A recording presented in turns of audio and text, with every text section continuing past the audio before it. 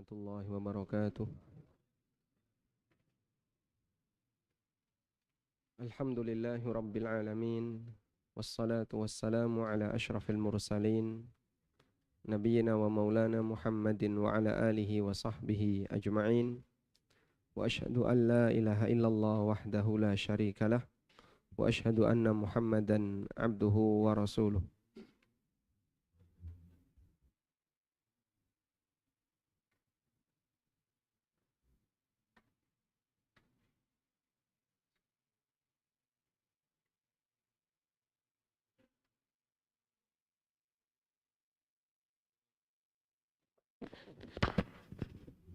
Subhanallah. Subhanallah. Berarti pakai ini aja.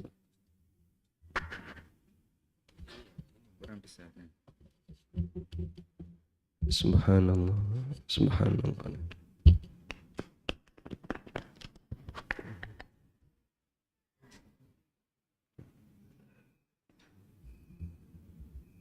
Baik. Alhamdulillah.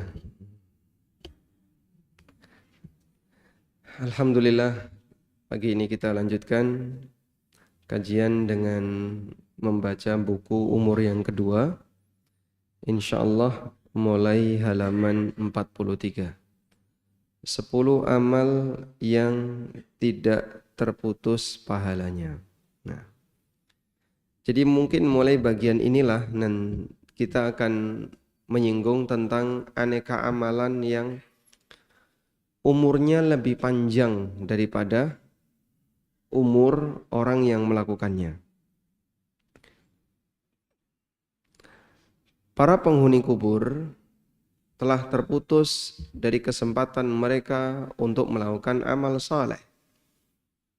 Mereka hanya bisa menunggu hari hisab yang tidak diketahui hasilnya.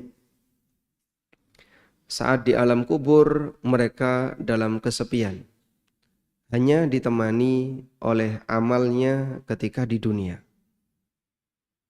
Dalam suasana demikian, ada beberapa amalan yang pahalanya terus mengalir.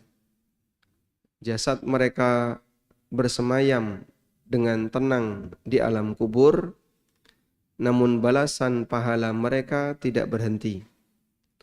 Pahala terus berdatangan, padahal mereka terdiam dalam kuburnya, menunggu datangnya kiamat.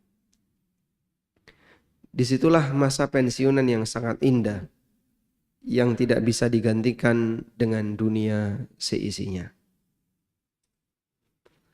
Lalu amal apa saja yang pahalanya tidak pernah putus, walaupun pelakunya sudah meninggal? Nabi SAW menyebutkan jumlahnya cukup banyak. Ada beberapa hadis yang menyebutkan akan hal itu, dan insya Allah kita akan merinci hadis itu. Di buku ini saya sebutkan 3 hadis yang menjelaskan tentang amalan yang pahalanya tidak pernah putus.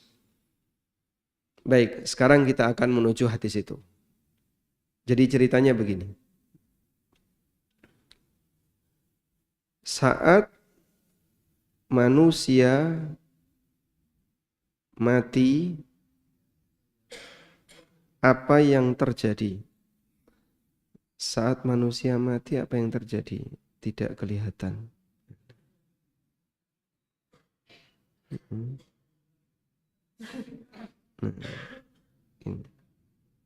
Ini kelihatan? Nah. Saat manusia mati, apa yang terjadi? Tidak bisa beramal. Saat manusia mati, maka yang terjadi adalah tidak bisa beramal. Begini. Dan ini kaidah baku yang diberikan Nabi SAW. Idza matal insan inqata'a amaluhu. Apabila manusia mati, maka seluruh amalnya terputus. Oleh karena itu, ada sebuah riwayat yang menyebutkan bahwa kalau orang itu sudah dimakamkan, orang sudah dimakamkan, ditaruh di atas di dalam kuburan.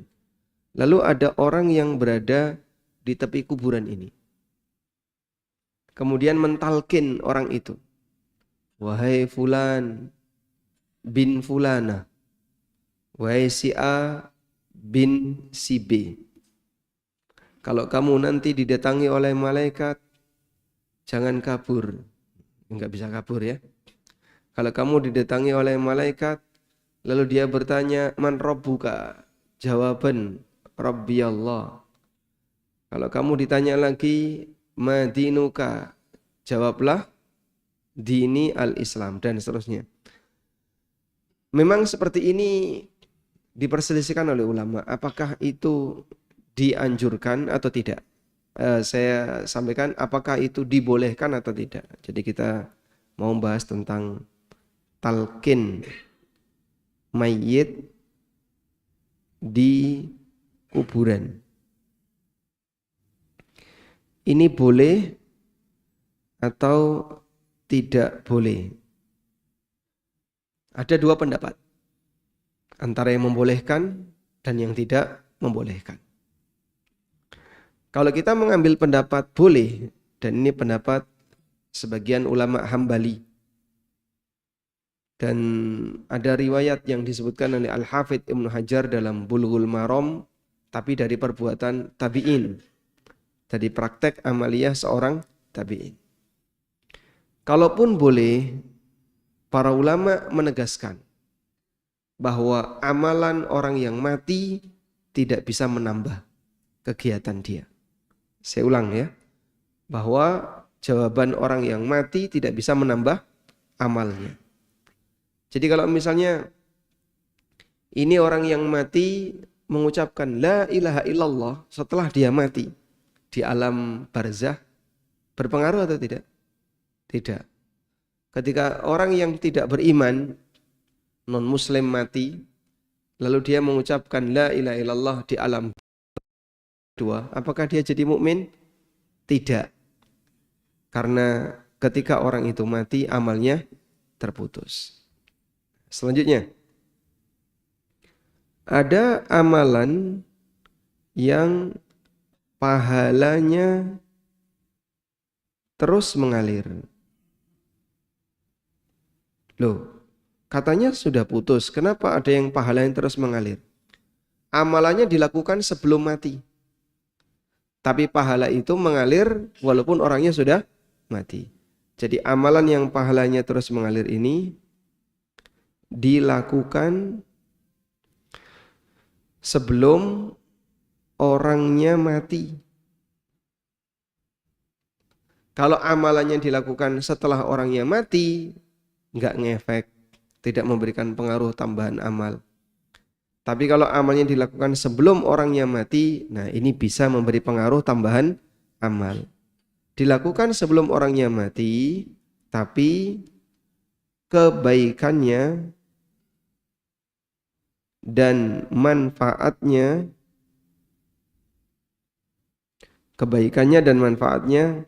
tidak putus.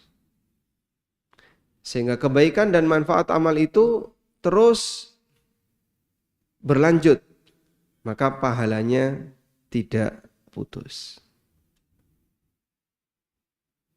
Contohnya Pak, orang yang wakaf. Yang wakaf sudah mati, tapi lahan wakafnya masih dipakai enggak? Dipakai.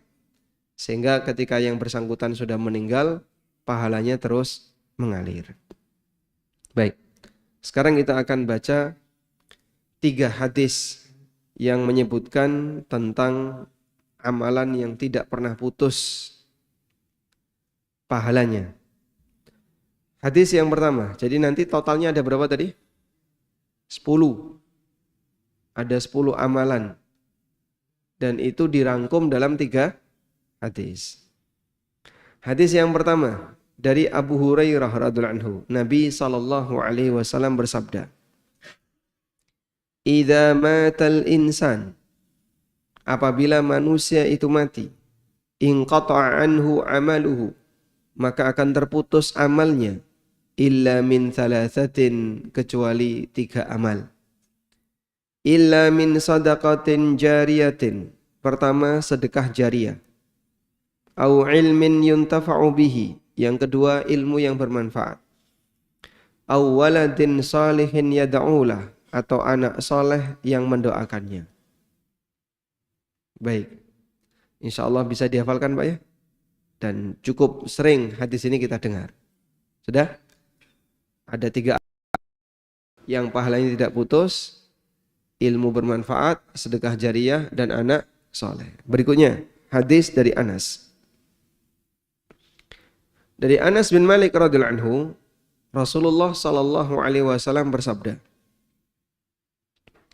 "Sab'un yajri lil 'abdi ajruhun min ba'di mautihi." Ada 7 amalan yang pahalanya terus mengalir bagi hamba min ba'di mautihi, setelah dia meninggal dunia. Wa huwa fi qabrihi, dan dia di alam kuburnya. Apa saja itu? Coba kita hitung, 7 ya jumlahnya. Man 'allama ilman, orang yang mengajarkan ilmu. Au ajra nahran, atau membuat sungai. Ron, atau membuat sumur. Au gharasa nakhlan, atau menanam kurma. Yang keempat. Au bana masjidan, bangun masjid. Yang kelima. Au warafa mushafan, atau meninggalkan mushaf. 6. Au taraka waladan yastaghfiru lahu ba'da mautihi, atau dia meninggalkan seorang anak yang memohonkan ampunan untuknya setelah dia meninggal. Ada 7. 7 amalan dalam hadis ini yang pahalanya tidak pernah putus. Baik, dengan hadis di atas ada yang sama enggak? Ada. Jadi beririsan ya. Beririsan. Andaikan beda, udah penuh 10. Tapi karena beririsan, ada yang sama sehingga belum genap 10. Sekarang kita baca hadis yang ketiga. Hadis dari Abu Hurairah radhiyallahu anhu. Nabi sallallahu alaihi wasallam bersabda, "Inna mimma yalhaqul mu'mina min amalihi wa hasanatihi ba'da mautihi." Sesungguhnya di antara amalan dan kebaikan hamba yang tetap mengalir setelah orangnya meninggal dunia, ilman 'allamahu wa nasyara, ilmu yang dia ajarkan dan dia sebarkan. 1. Wa waladan salihan tarakah, anak saleh yang dia tinggalkan. 2. Wa mushafan warratha, yang dia wakafkan. 3. Au masjidan bana, masjid yang dia bangun. 4. Au baitan libnis sabil, atau rumah untuk ibnu sabil. 5. Au nahran ajrahu, atau sungai yang dia buat. 6. Au sadaqatan akhrajaha min malihi fi sihhatihi wa hayatihi yalhaquhu min ba'di mautihi, atau sedekah jariyah dari hartanya yang dia tunaikan ketika masih sehat dan masih hidup, yang pahalanya terus mengalir setelah dia mati. Ada berapa? 7. Baik. Sekarang coba kita hitung, betul enggak totalnya ada 10. Sebutkan Pak ya. 10 amalan yang pahalanya terus mengalir. 1. Sedekah jariyah. 2. Menyebarkan ilmu yang bermanfaat. 3. Anak soleh yang mendoakannya. 4. Bangun masjid. 5.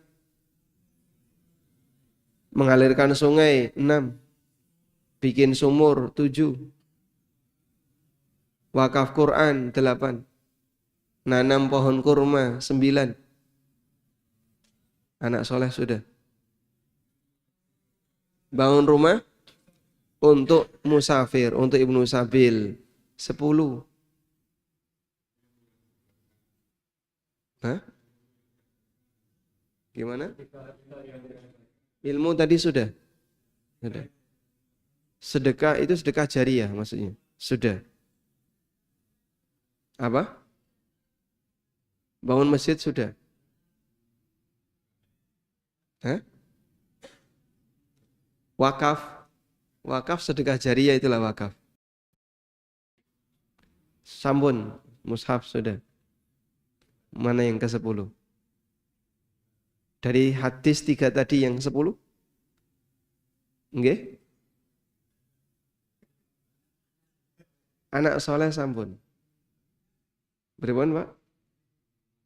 Menyebarkan ilmu sampun. Sudah. Dari 3 hadis tadi memang tidak ada yang ke-10. Nah, yang ke-10 ini disebutkan secara terpisah di hadis yang lain, yaitu berjaga di daerah perbatasan. Jihad fisabilillah. Sudah? Sehingga dari 3 hadis tadi, kita menemukan 9 amalan yang pahalanya tidak pernah putus. 9 amalan yang pahalanya tidak pernah putus. Baik. Nah, karena jumlahnya banyak, wah, aku nek kon nglakoni kabeh ya ora iso. Kira-kira bisa enggak, Pak? Kalau saya cuman menjalankan sebagian. Nah, kita punya kaidah dulu ya. Nek ra iso kabeh, aja ditinggal kabeh. Kalau enggak bisa semuanya, jangan tinggalkan yang mampu kau lakukan.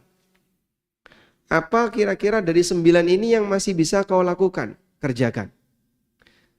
Kalaupun enggak bisa semuanya, jangan tinggalkan semuanya. Baik, sekarang kita akan memberikan rincian untuk masing-masing.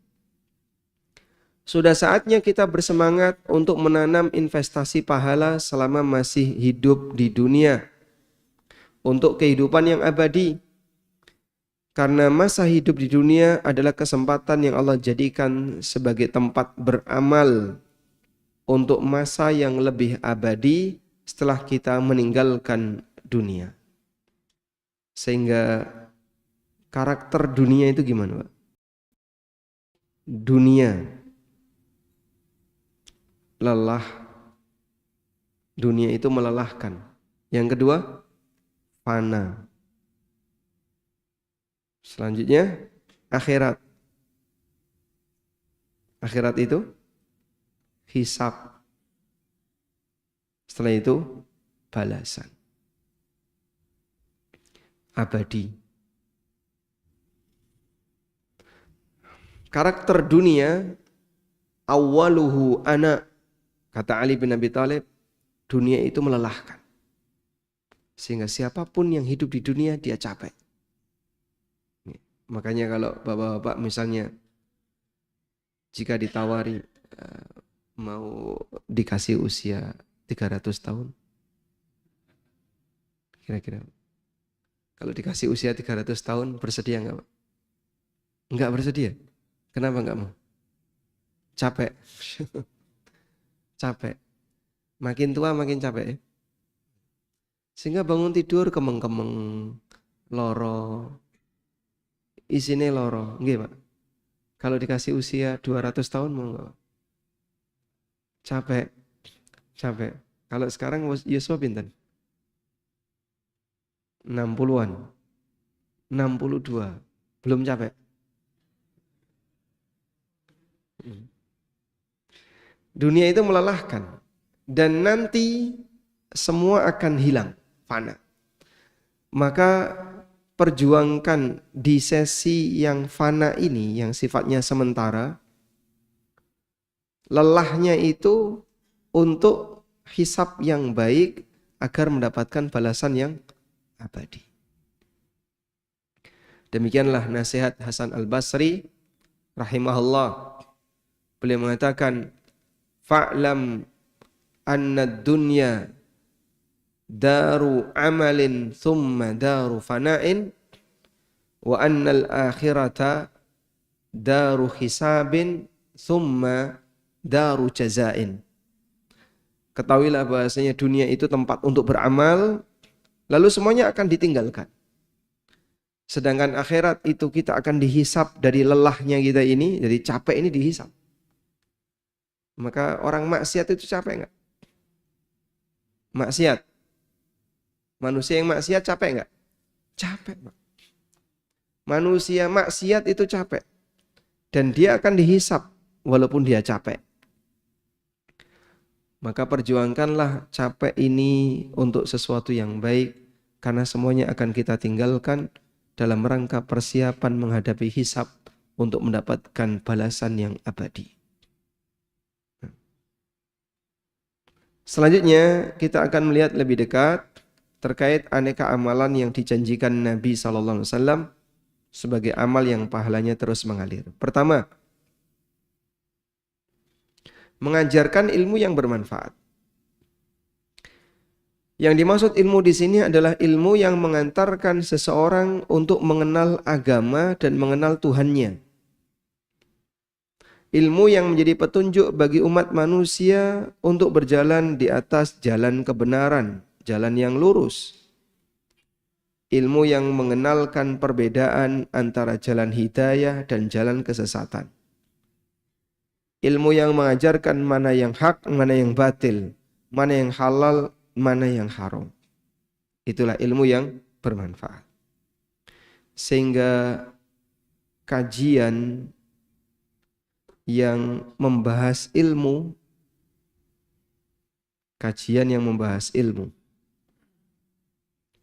itu bukan guyon. Guyon atau bukan, Pak? Bukan. Guyon itu bukan ilmu.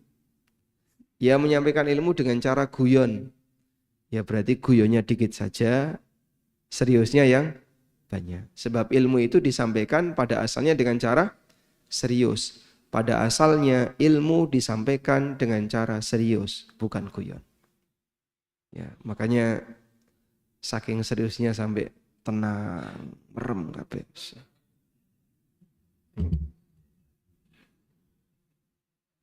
Nah, ada yang sifatnya bahas motivasi. Sehingga sang ustadz bahas ilmu dari sisi motivasi. Ajakan orang untuk memperbanyak beramal, untuk semangat, dan seterusnya. Itu ilmu yang sifatnya motivasi. Ada yang sifatnya penjelasan hukum.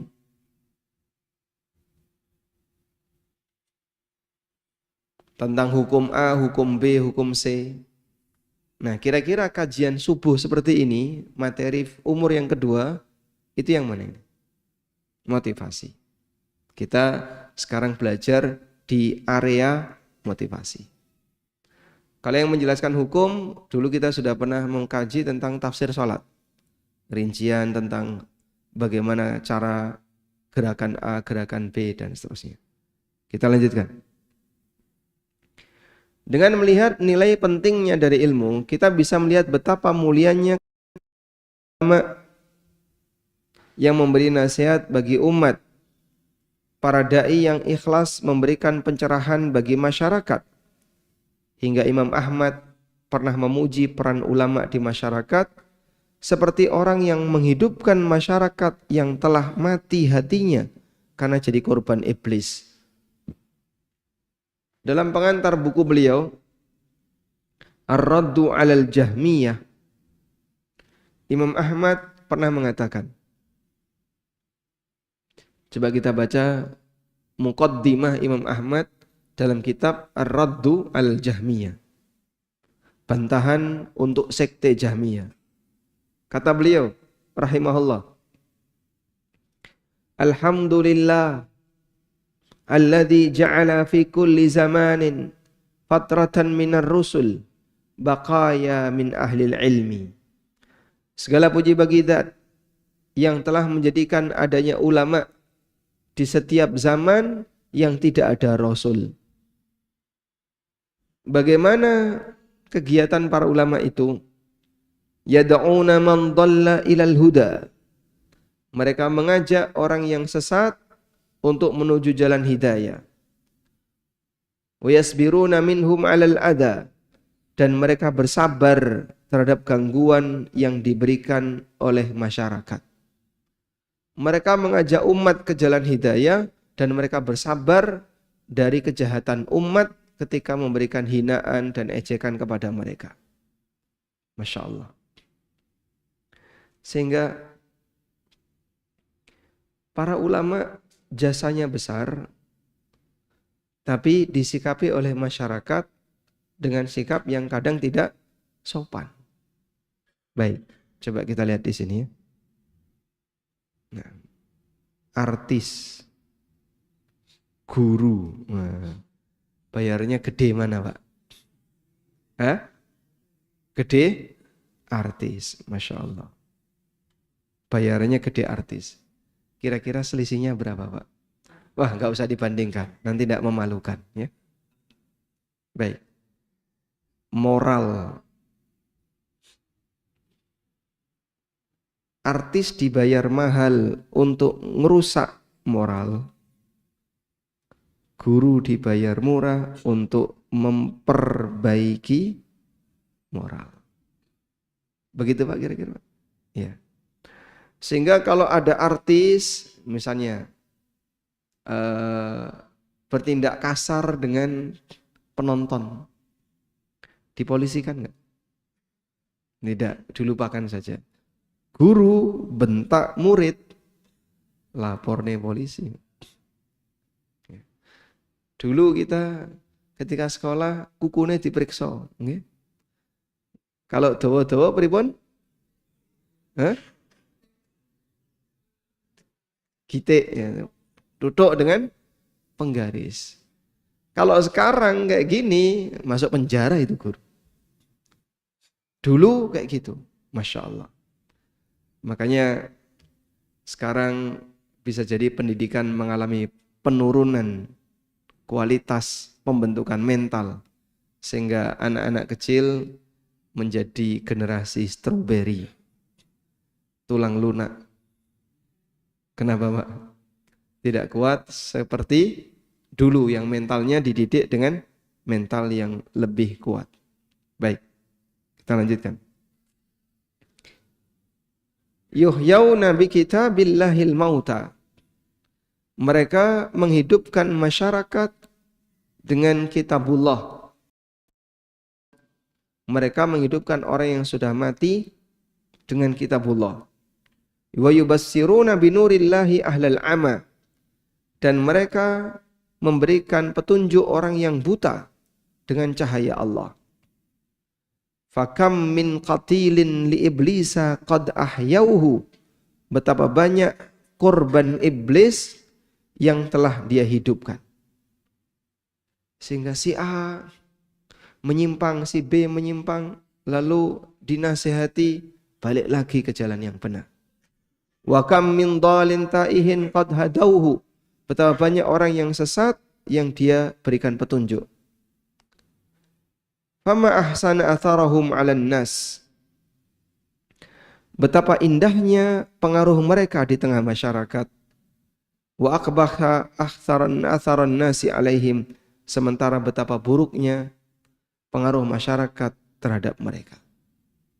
Sehingga begini. Dukun. Kita mau membandingkan dukun dan guru agama. Dukun kalau salah 100, benar 1, yang diingat yang mana? Yang benar. Ini yang diingat. Yang ini dilupakan. Begitu Pak? Guru agama salah 1, benar, yang diingat yang mana? Ini yang diingat. Sehingga jadi ustadz seperti ini sangat beresiko. Kepleset, dieling-eling sampai saat terusnya ya. Sementara mungkin pendidikan yang diberikan dilupakan. Makanya kalau ustadz salah jadi viral. Nggih. Kalau benar enggak viral, biasa saja. Nah, sing jenenge guru ya kudu bener. Kok guru salah, yaitu kudu viral. Maka masyarakat tidak adil. Masyarakat tidak adil. Kalau dia nyikapi dukun salah 100 dilupakan, bener 1 diingat-ingat. Dhisik iki tahu bener loh. Piyambak iki ngomong kaya ngene iki cocok iki bener. Wah itu tok sing dieling-eling. Yang lainnya tidak. Yang salah berkali-kali tidak pernah diingat-ingat. Ketika orang yang berilmu wafat, maka mereka tetap bertahan di tengah masyarakat. Di saat jasad mereka tertanam di dalam tanah, pahala mereka tetap bermunculan. Para ulama mengatakan, yamutul alimu wa yabqa kitabuhu. Para ulama jasadnya mati, namun karya mereka tetap hidup. Walhamdulillah. Selanjutnya, apakah janji ini juga berlaku untuk ilmu dunia?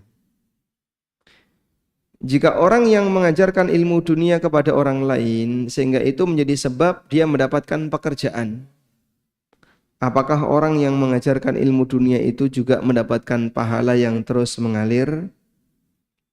Pertanyaan ini pernah disampaikan kepada Imam Ibnu Utsaimin. Jawaban beliau, rahimahullah, adz-dzahir annal haditsa 'amun. Zahirnya hadis ini bersifat umum. Ilmu yang bermanfaat itu semua ilmu yang memberi manfaat. Kullu ilmin yantafi'u bihi, semua ilmu yang bermanfaat, fa innahu yahsulu lahul ajru, maka orangnya dapat pahala. Namun puncaknya adalah ilmu syar'i. Kalau kita misalkan ada orang yang wafat dan dia mengajarkan kepada masyarakat san'atan minas sana'i al-mubahah, bagaimana cara memproduksi barang tertentu yang mubah.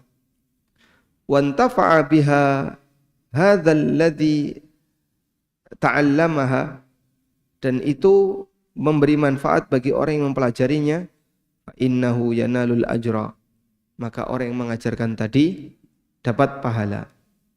Wa yu'jaru ala hadza, dia diberi pahala karena memberi manfaat bagi yang lain. Jadi misalnya bapak ngajari saudaranya, kayak gini, tak ajari nukang, diajari cara bangun tembok kayak gimana, cara ngecor seperti apa dan seterusnya, sampai akhirnya dia jadi tukang. Padahal sebelumnya pengangguran. Dia sebelumnya pengangguran, lulus S1, daftar di mana-mana nggak diterima, akhirnya malu, terus daftar S2. Daftar S2. Nanti tidak dikiranya pengangguran. Makanya S2 itu kadang bisa jadi tempat persembunyian para pengangguran. Ya? Lulus S2 nganggur juga. Harap nyambut gawe ning ndi. Terus ditawari, ayo melu aku nukang, insyaallah. Kira-kira mau enggak? Hah? Mau enggak, Pak? Tidak. Kenapa enggak mau?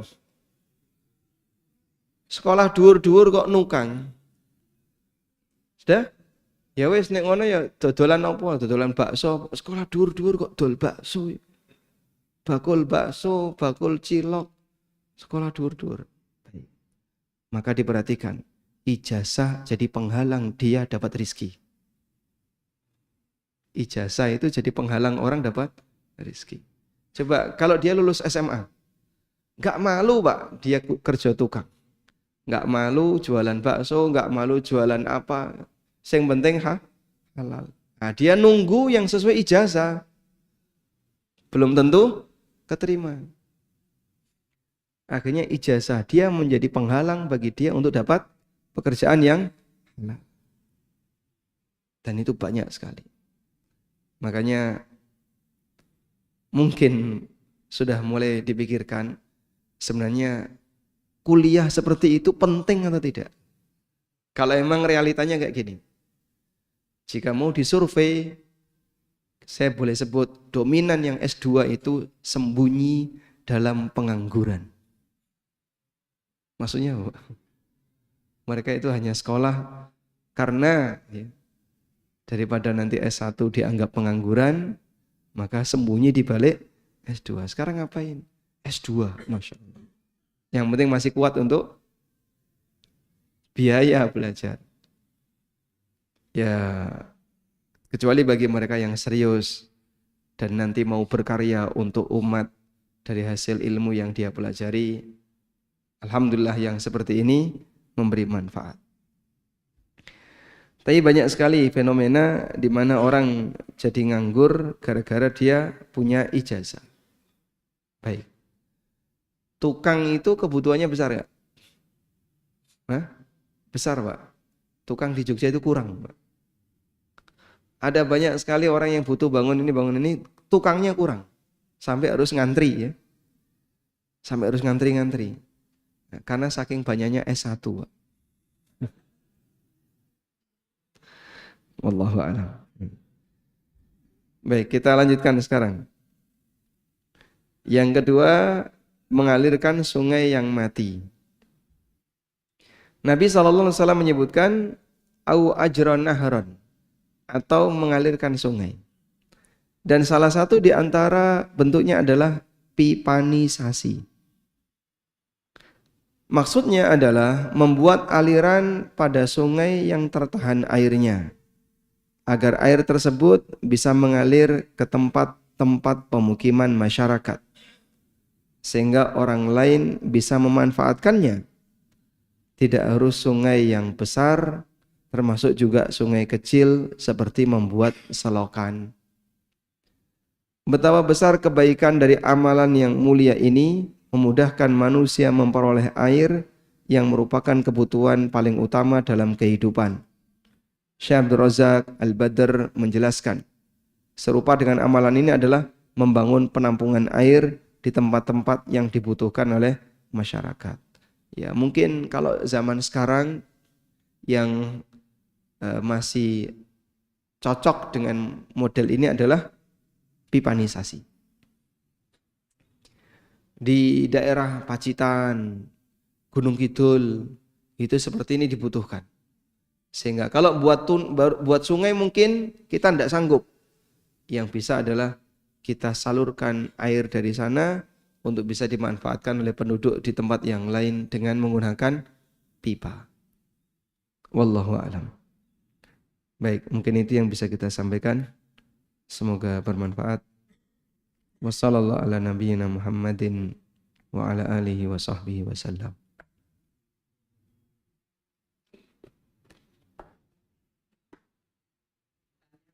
Tafadhal. Silakan. Waalaikumsalam warahmatullahi wabarakatuh. Assalamualaikum warahmatullahi wabarakatuh. Salam. Ini ada suatu kasus di suatu tempat. Ada pertanyaan begini, Ustaz. Kita itu ada pembangunan sebuah masjid karena bertahap. Yang awalnya sudah dibangun, sudah jadi. Karena ada pembangunan berikutnya, masjid yang lama dibongkar.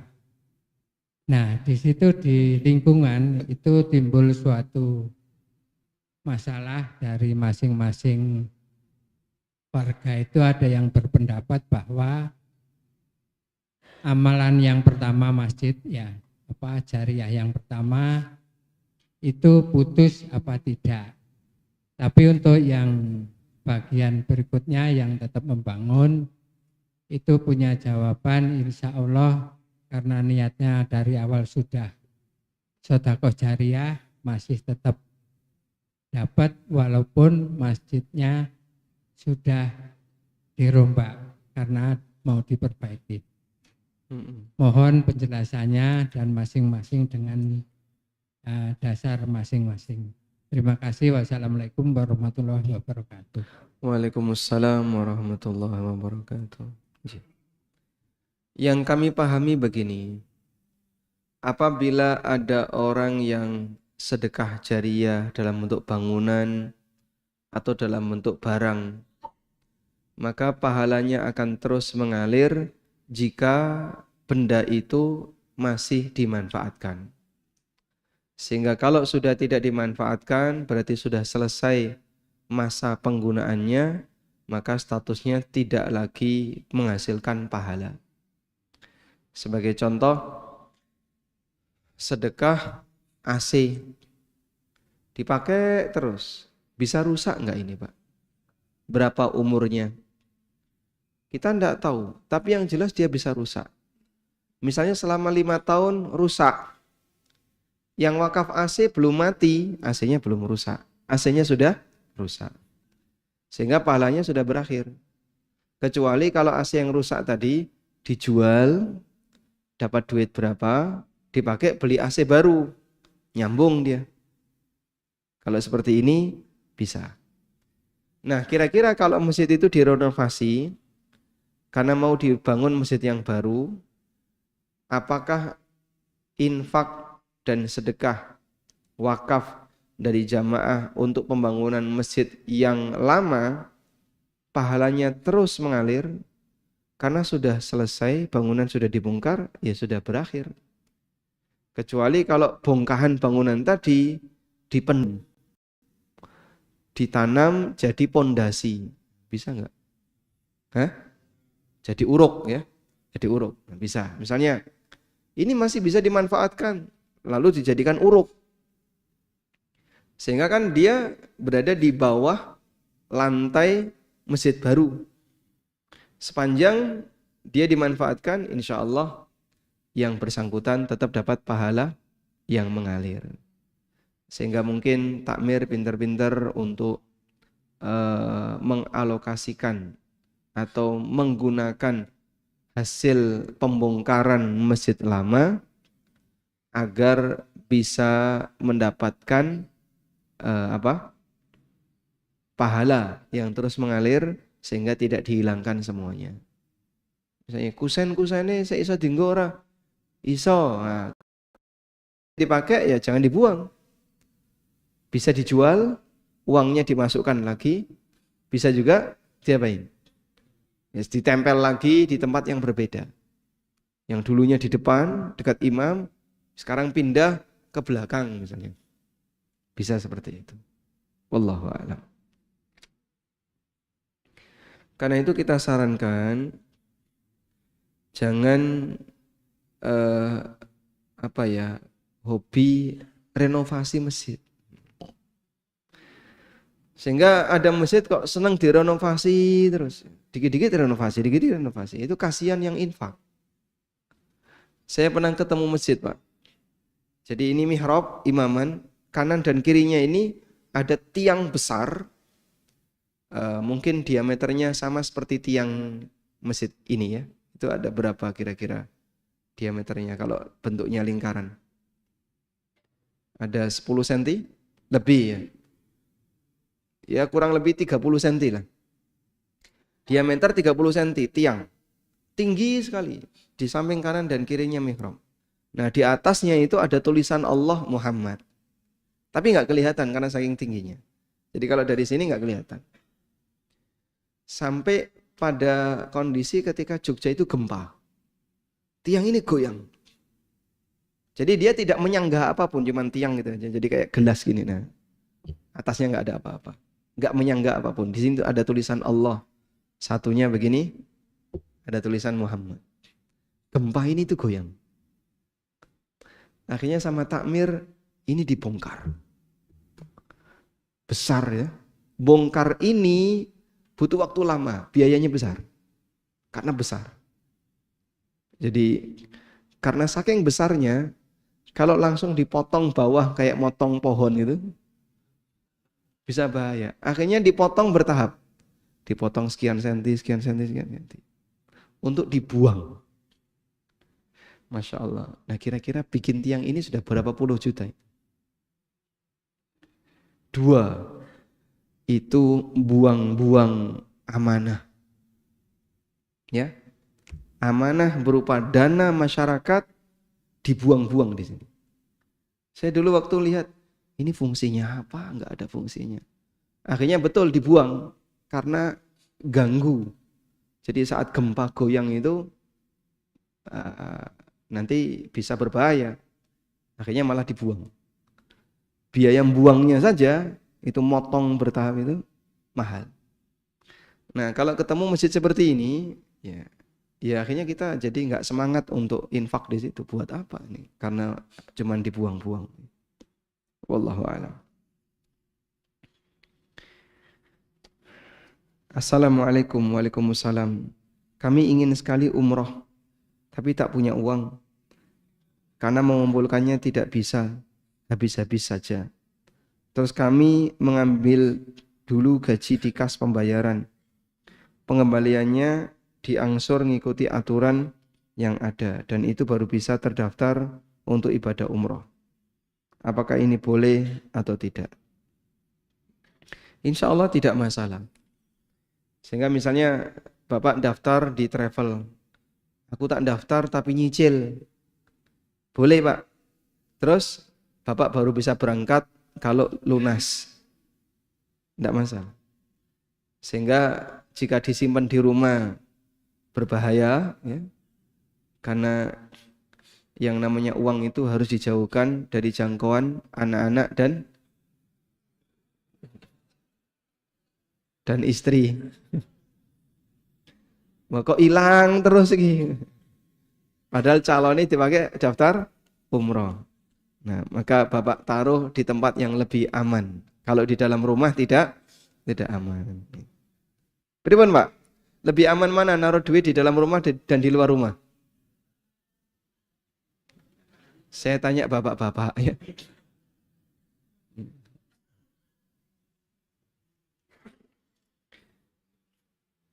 Bagaimana pandangan Ustadz dengan kegiatan senam yang diadakan di halaman masjid?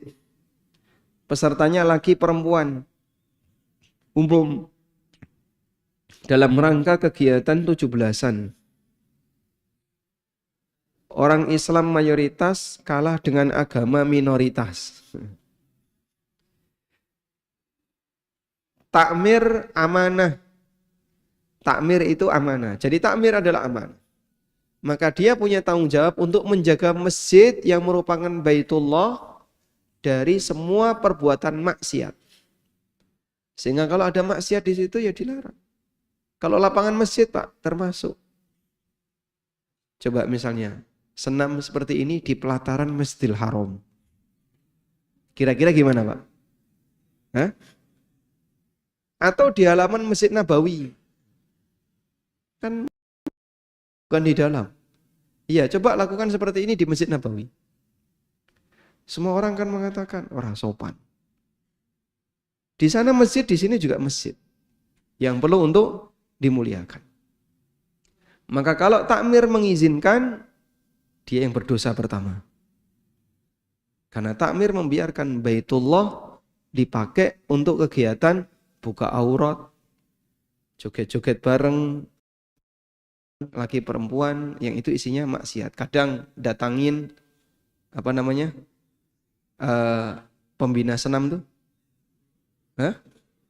instruktur, datangin instruktur senam, dan pakaiannya, wallahu a'lam. Ya kayak gitu kok dilakukan di masjid. Sehingga takmir ya harus dengan tegas, mohon maaf, masjid bukan tempat untuk kayak gini. Tapi nanti diseneni karo warga. Ya itulah konsekuensinya. Ketika Anda diberi amanah, maka Anda harus jaga. Jangan membiarkan orang bebas berbuat maksiat di masjid yang seharusnya dimuliakan. Wallahu a'lam.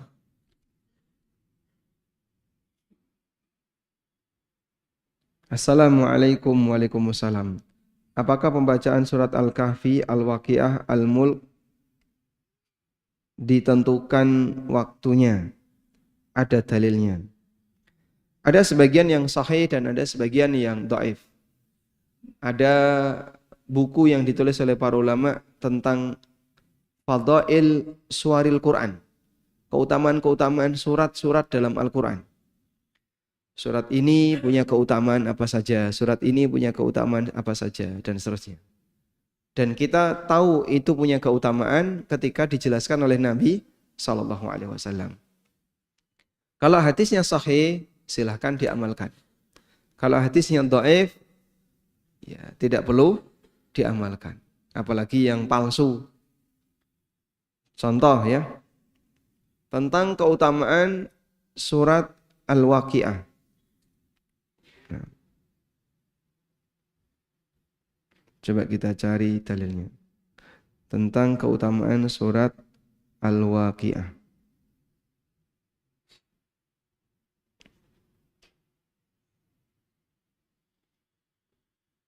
Nah, di sini ada pertanyaan ya mengenai apakah sahih hadis tentang keutamaan surat Al-Waqi'ah. Hadis dari Ibnu Mas'ud radhiyallahu anhu. Man qara'a surat Al-Waqi'ah fi kulli lailatin lan tusibhu faqatun abada. Siapa yang membaca surat Al-Waqi'ah setiap malam, maka dia tidak akan tertimpa kemiskinan selamanya. Qala, kata Ibnu Mas'ud, waqad amartu banati ayyaqra'naha kulla lailatin. Aku perintahkan putri-putriku untuk membaca surat Al-Waqi'ah setiap malam. Ini dikeluarkan oleh sebagian ulama, diriwayatkan oleh Abu Ubaid Al-Qasim bin Salam dalam Fadailul Quran, Imam Ahmad dalam Fadailus Sahabah, dan seterusnya. Nah, mengenai hadis ini, kesimpulannya, apakah hadis ini sahih atau tidak? Ada seorang perawi namanya Syuja. Apakah Abu Syuja dan Abu Syuja ini orangnya terpercaya atau tidak? Kesimpulannya, hadis ini dinilai hadza haditsun mungkar. Hadis ini hadis mungkar.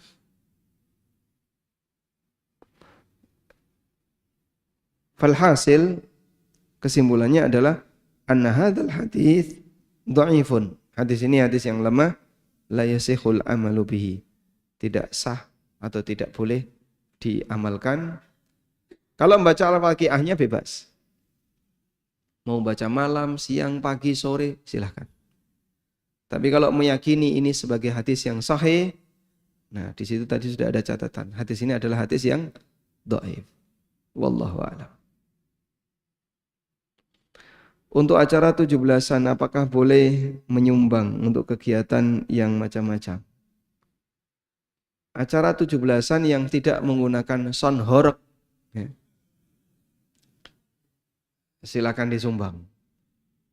Tapi kalau pakai sound horeg, ya Anda jangan ikut nyumbang. Pakai konser, datangin artis, terus joget bersama di lapangan. Nah, yang kayak gini jangan ikut terlibat.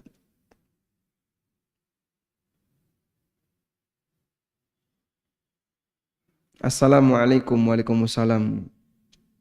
Jika kita berangkat umroh, kan lama di pesawat. Jika mau sholat sebaiknya tayamum atau tetap wudu dengan semprotan air yang sedikit. Nabi SAW berwudu dengan air 1 mud. Nah, 1 mud itu begini. Coba misalnya Bapak Ibu nyakup air begini, terus taruh di gayung. Itu kira-kira berapa? Kurang lebih segini. Berapa ini? 300-an mili. Kurang lebih 300 mili. Ini cukup untuk wudu. Nah, maka di pesawat wudu dengan air 300 mili bisa. Dan saya mengajarkan kepada jamaah, silakan wudu dengan air kurang lebih 300 mili. Mungkin bisa dicoba ya. Wallahu a'lam. Baik, demikian yang bisa kita sampaikan, semoga bermanfaat. Wassallallahu ala nabiyyina Muhammadin wa ala alihi wa sahbihi wa sallam. Wa akhiru da'wana alhamdulillahi rabbil alamin. Wassalamualaikum warahmatullahi wabarakatuh.